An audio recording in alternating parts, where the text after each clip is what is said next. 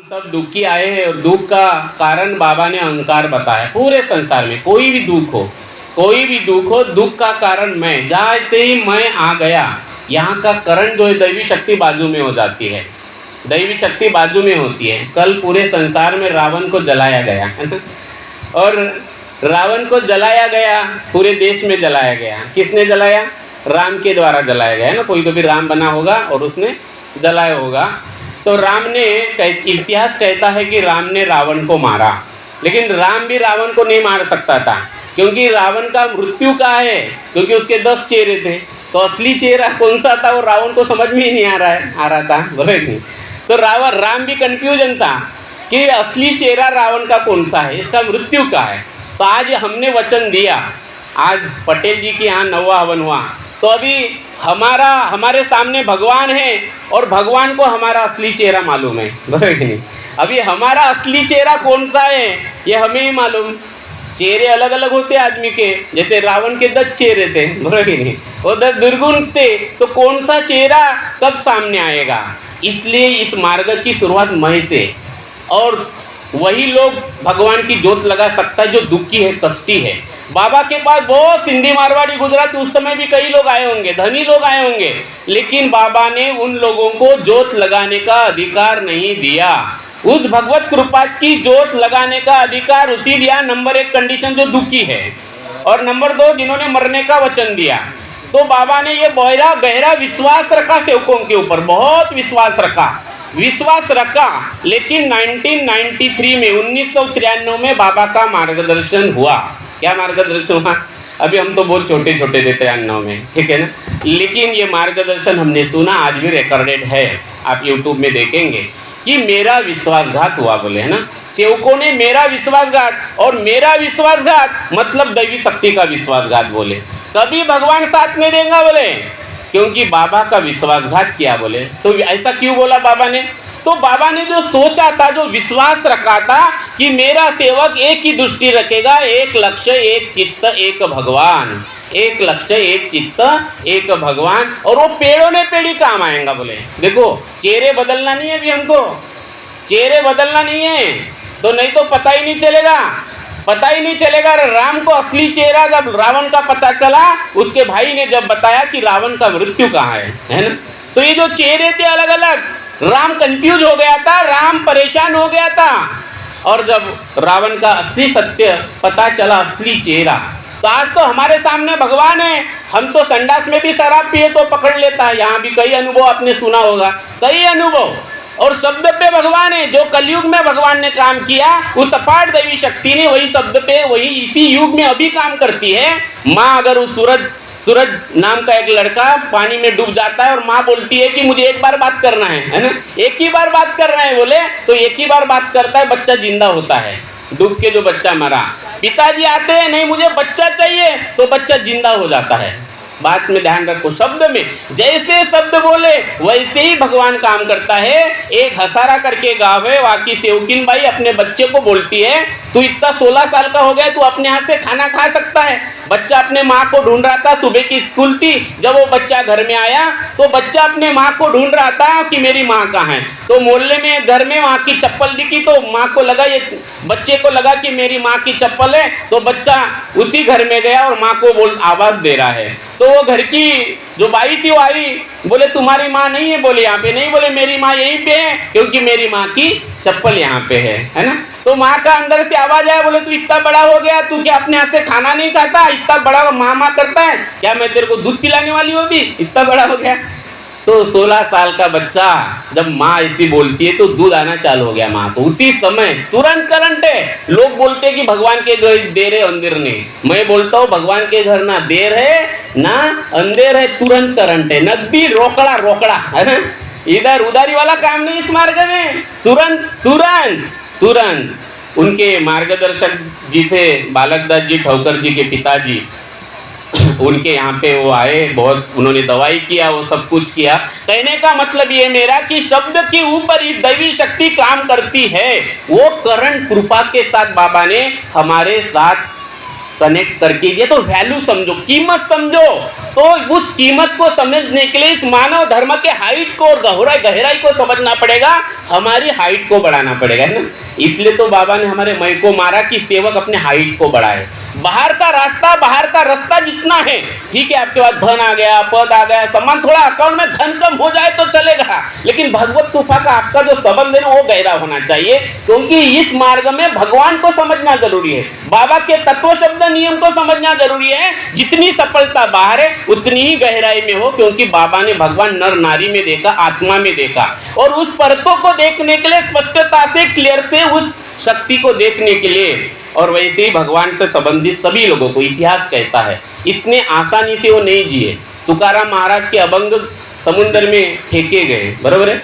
यीशु ख्रिस्त को सूली पे चढ़ाए गए। आज पूरे संसार में गांव-गांव में चर्च है उनके, बरोबर है कि नहीं, चर्च है, गांव-गांव में उनको रखा गया है मंदिर के अंदर में। पूरे दुनिया में देखो आप, भगवान महावीर के कानों में लकड़ियां डालते थे, गौतम बुद्ध को मारने का पूरा प्लान किया जाता था, इतिहास है। बाबा जुमदेव जी को जिस प्रकार से देखा जाता था उस समय में काफी तकलीफ हुई होंगी, आसान नहीं, आज तो हमारी संख्या बढ़ गई है। तो इतिहास है, जिन्होंने सत्य किया है। ये सत्य का मार्ग बड़ा परेशान करता है, जिसका रास्ता संसार है। एक संसार का रास्ता और एक भगवान का रास्ता, ये बड़ा कठिन है। और हमारे मार्ग की टैगलाइन है, क्या टैगलाइन है? प्रपंच साधते हुए परमार्थ करना है, टैगलाइन है ना अपनी, बराबर नहीं। हमें संसार में भी रहना है, लेकिन भगवान को सामने करना है। अभी मुझे ऐसा समझ में आया है कि बाबा कैसे जीते होंगे, तो मुझे ऐसा लगता है कि बाबा का पूरा चरित्र देखने के बाद कि बाबा की एक ही दृष्टि थी, एक लक्ष्य, एक चित्त, एक भगवान, और बाबा बिल्कुल साक्षी भाव से जीवन का पूरा अधिकार भगवान को दे दिया। ए भगवान, तू मुझे मार या टार, है ना, कितना बड़ा उद्देश्य है, मार या टार, कार्य साधयामी या देव पातयामी, भगवान या तो तू मुझे जिंदा रख। कितनी तकलीफ हुई होगी बाबा को, आप थोड़ा सोचो, है ना।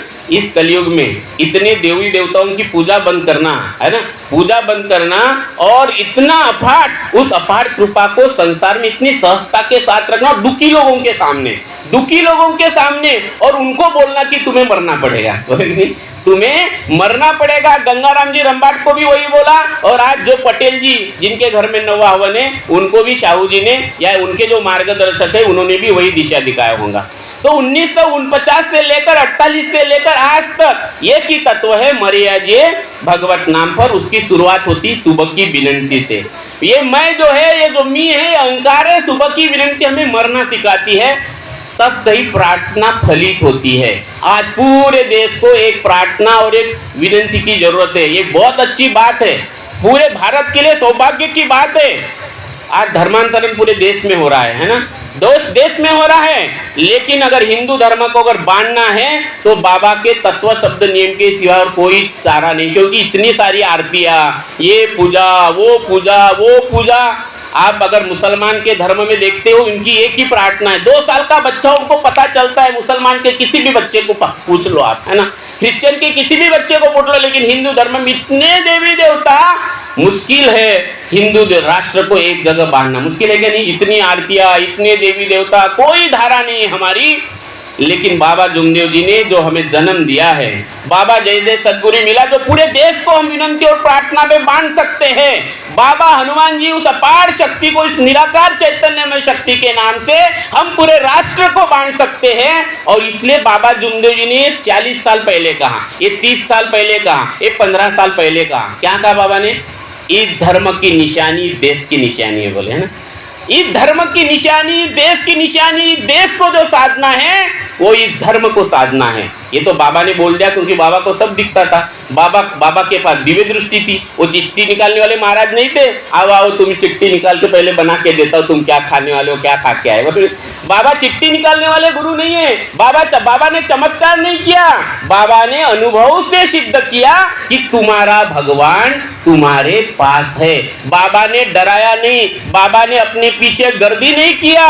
इसलिए बाबा ने जो दिखा बाबा को कि धर्म की निशानी इस देश की निशानी है, इस देश को जो साधना है वो इस धर्म को साधना है। लेकिन इसका पहला कदम है, हम सुधरेंगे तो युग सुधरेगा, है ना, हम बदलेंगे तो युग बदलेगा। अभी बोंदे भाव ने बोला है, क्या बोला है? वैचारिक क्रांति, लेकिन इस वैचारिक क्रांति को हमें आत्म क्रांति की ओर लेके जाना। एक वैचारिक क्रांति कि आपने धन कितना कमाया, एक वैचारिक क्रांति कि आपने मकान कितने बांधे, एक वैचारिक क्रांति कि आप अभी मार्गदर्शक थे, फिर संचालक बने, फिर सेक्रेटरी बने, फिर अध्यक्ष बने, उसके बाद क्या, कुछ भी नहीं, पद ही नहीं उसके ऊपर, बराबर नहीं। लेकिन जो सेवक नाम का पद है इतना गहराई वाला है, और गहराई में जो आत्म क्रांति की ओर लेकर जाता है। शरीर से दुख हुआ, बाबा ने तुरंत करण दिया कि भगवान कैसी सुनता है ना, भगवान कैसी सुनता है, बराबर, पल में अच्छा करा देता है। तो सुनता है और गहराई में जाए तो मन को शुद्ध करना है, मन को निर्मल मन जन सो मोहे पावा, छल छिद्र कपट मोहे सपने न भावा। दूसरा कदम है हमारा, क्या कदम है दूसरा, कि चित्त चोखा मन निर्मला बुद्धि उत्तम मन धीर। दूसरा कदम हमारा जाना चाहिए। आप सुखी हो गए, धन कमाते कमाते, प्रपंच साधते साधते गहराई में जाना है कि मेरा चित्त शुद्ध हो रहा है क्या नहीं हो रहा है, मेरा मन निर्मल हो रहा है क्या नहीं हो रहा है, कि छल छिद्र कपट है। अगर छल छिद्र कपट है तो सास बहू की कभी नहीं पटेगी क्या, कहीं ना कहीं फाल्ट दिखेगा परिवार में, बराबर कि नहीं। बीवी का दिमाग खराब होगा ना, होगा ही होगा, मैं देखता हूँ, थोड़ा कम ज्यादा होने दो, लेकिन जिसकी दृष्टि है, जिसका ध्येय है, एक लक्ष्य, एक चित्त, एक भगवान, जिसका मन डूबा है, निर्मल बन जलसो मोए पावा, जिसका मन निर्मल है, जिसका चित्त शुद्ध है, और जिसकी बुद्धि उत्तम है। बुद्धि उत्तम कब होगी, दिमाग लगाने से नहीं होगी, है ना। एक लौकिक ज्ञान है और एक अलौकिक और पारलौकिक। जो बाबा ने ज्ञान दिया है, ऐसा ज्ञान दिया है जो दिखता है, जो करता है लेकिन दिखता नहीं, बरोबर। आदमी करता है तो दिखता है, बरोबर नहीं। मी 60 एकर जागा घेतलो म्हणते, दिखता ही है, बरोबर नहीं। लेकिन जिसने लिया, जिसने योग दिया, जिस महात्मा ने इतना बड़ा धन किया, वो दिख रहा है क्या आपको, वो दिख रहा है क्या, नहीं दिखता, बरोबर नहीं। हमको लगता है, हम 10 बार अपना घर घुमाते हैं, देखो बहू बड़े मेहनत से घुमा, इतना सुंदर घर बना है, बरोबर नहीं। जिसने बना के दिया, इसलिए तो सुबह की विनंती में हमें बार बार मी को मारना है। अरे बोलने वाला हो, करने वाला हो, निमित्त मात्र बनकर तू कार्य कर, इसलिए प्रार्थना की शुरुआत है। क्या लाइनें पहली, भगवत प्राप्ति करिता निष्काम कर्म साधने के लिए बाबा ने 4 तत्व, पहली लाइन है 4 तत्व। 4 तत्व काय के लिए है, तो हमें यह समझना है, चित्त चोखा मन निर्मला बुद्धि उत्तम मन धीर और मन ध्येयवादी। मन का एक ही ध्येय, एक लक्ष्य, एक चित्त, एक भगवान। लक्ष्य नोजल होने पावे, कदम मिलाकर चल, सफलता तेरी चरण चूमेगी, आज नहीं तो कल, है ना। सफलता मिलेगी, जरूर मिलेगी, और उस रास्ते पे जब जाते सफलता मिले ना मिले, लेकिन बाबा ने गारंटी दिया कि उद्धार होना ही होना है। जैसे मर्याजे भगवत नाम पर बोला